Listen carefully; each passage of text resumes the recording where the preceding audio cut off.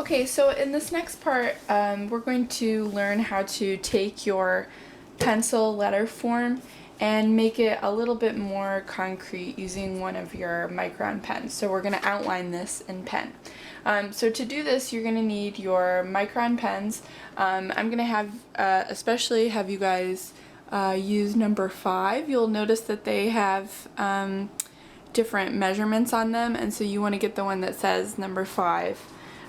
You can save the other ones because we'll use that later in the class. This one is just a little thicker, and I think is appropriate for this size.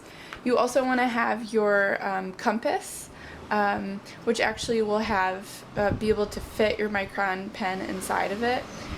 So there's a little screw on the side here, and you want to be careful not to screw it all the way out because it's plastic. It's a little hard to get it back in, but you want to screw it out just a little bit so that you'll be able to fit your pen inside of it, and so that'll actually, there we go. We'll slide it right in, and you will be able to use that to make curves. Now, you really will only use this if your letter has a perfect circle in it.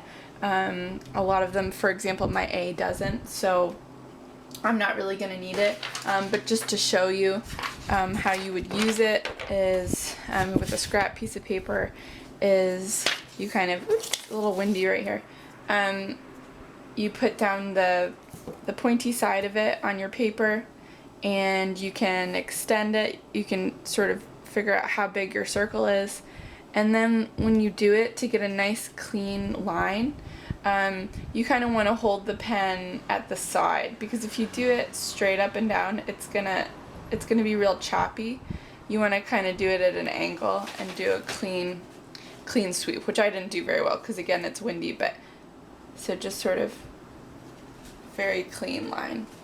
Okay, so that's something you're going to want to practice if you do have a perfect circle in your composition.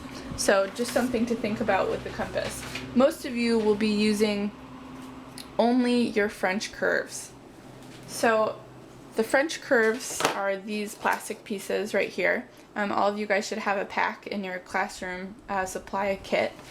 And basically French curves are very common curves that are in things.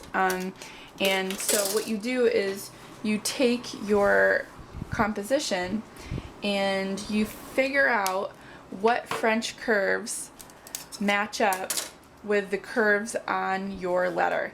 Now some curves are going to be more difficult than others, and you may not have your exact curve, but you want to get it as close as possible. So you kind of want to try all 4 and see which one fits. So I'm going to start with my letter A. Now, I would not recommend and do not want you guys to just start right on your final. You need to do a practice sheet first, as I've started. So you want to you want to save your letter form transfer. If you didn't, print it out again and redo the pencil on the back like we did in the previous. And you want to do that on an 8.5 by 11 piece of paper, okay?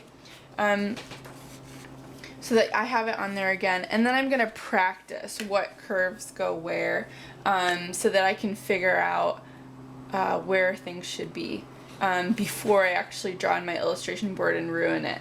Because remember, you're being graded on neatness and accuracy, and so you want to kind of figure out how to do this before you get on your final. So don't forget to do your practice sheet before you do the final.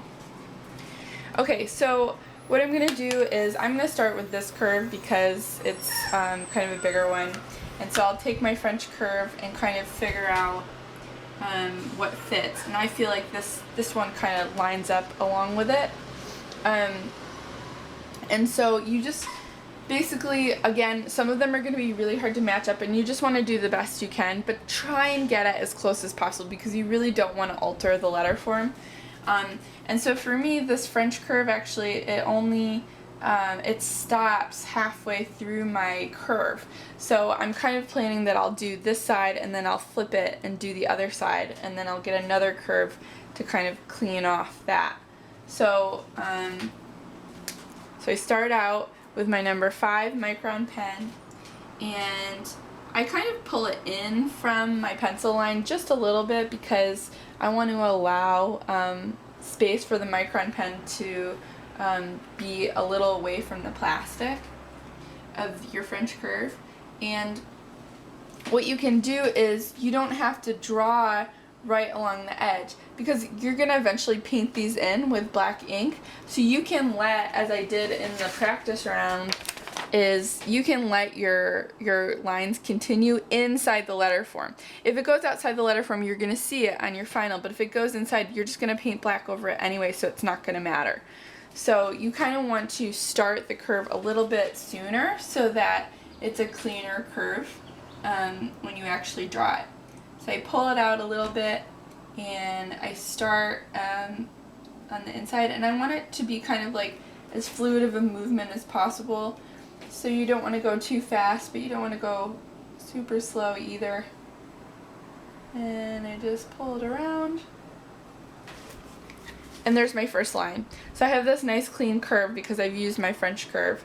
So now I'm going to pretty much use the same, this will be the same curve, most likely. So I'm going to kind of pull this down and see if it lines up.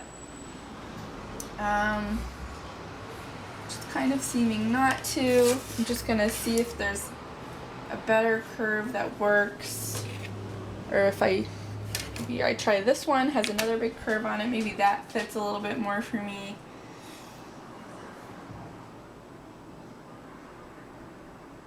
Yeah, so let's see, I don't know. You want to just be really careful about it and, you know, make sure you're picking something that you feel like really works.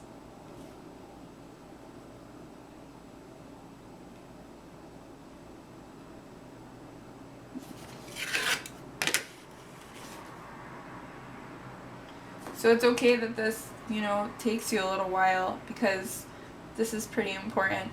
So, let's see.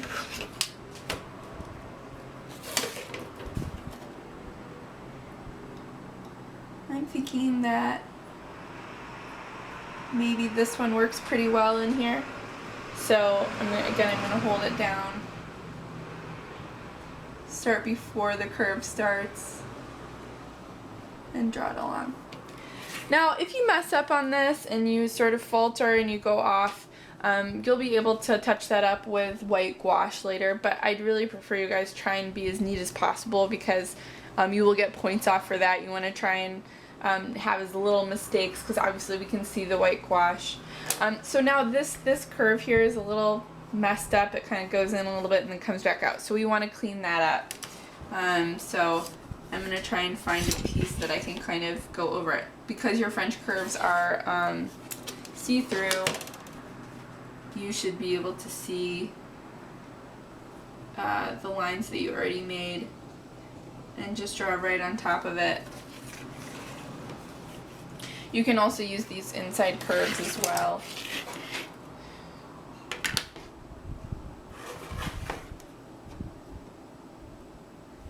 Just want it to be as smooth as possible, so